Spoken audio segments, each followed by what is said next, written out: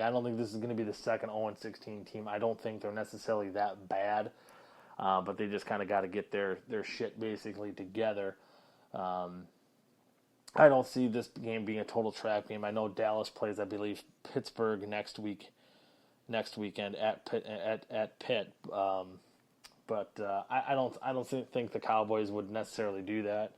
Maybe I guess if it is a team, it'd probably be Jerry Jones's a team that would do that. But I would say the Dallas Cowboys. But I would say I'm going to go Cleveland against the spread. I heard a stat this week that teams that I believe it's 0-7 or 0-6 and worse against the spread after their sixth loss are 66% against the spread, and that they beat the spread.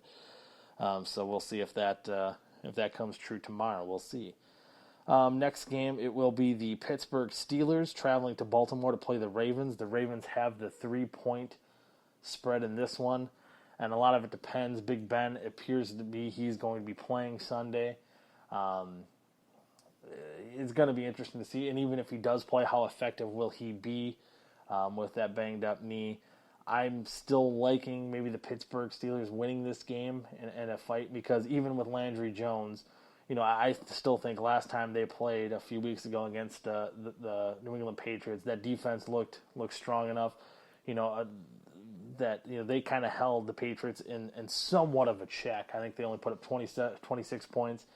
They made it a little bit difficult on them. So I think that defense is getting to the right spot.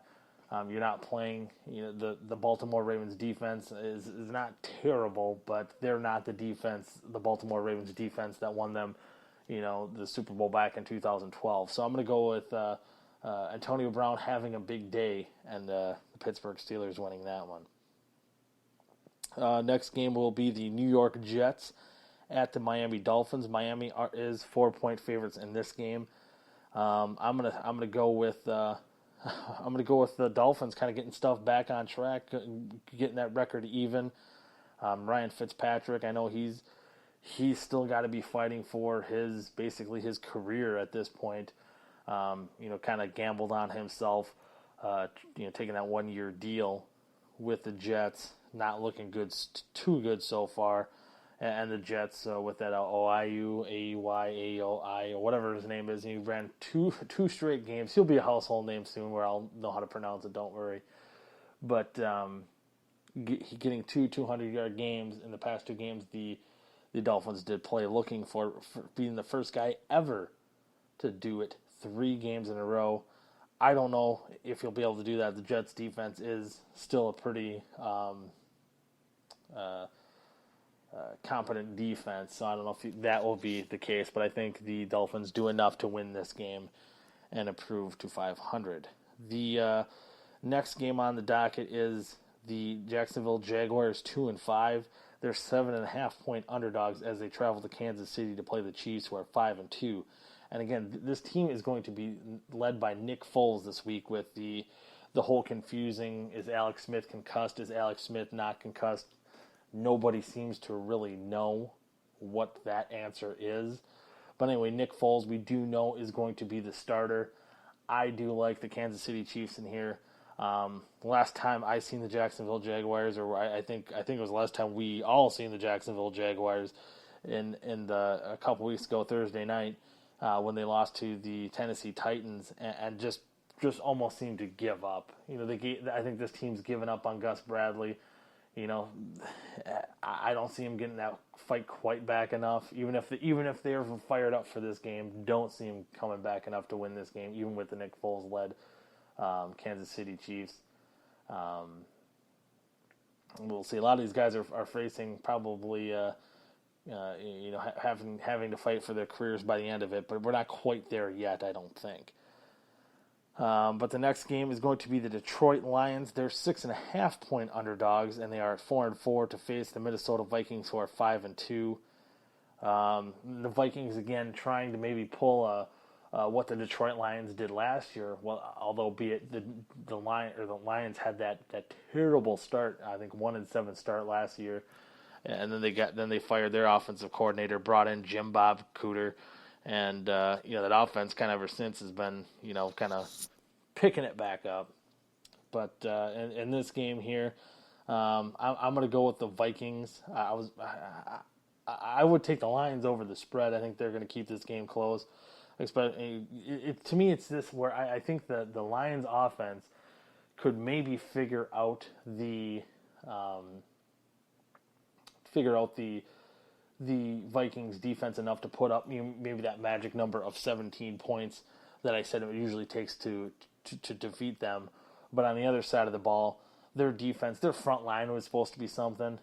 They're just not getting anything going. They're not getting any pressure on the quarterback. Their secondary is terrible. This defense is just bad, and I think that might do them in on tomorrow when they play the Vikings, and maybe give the Vikings a false sense of hope that maybe that Norv Turner leaving is going to be the answer to their offense.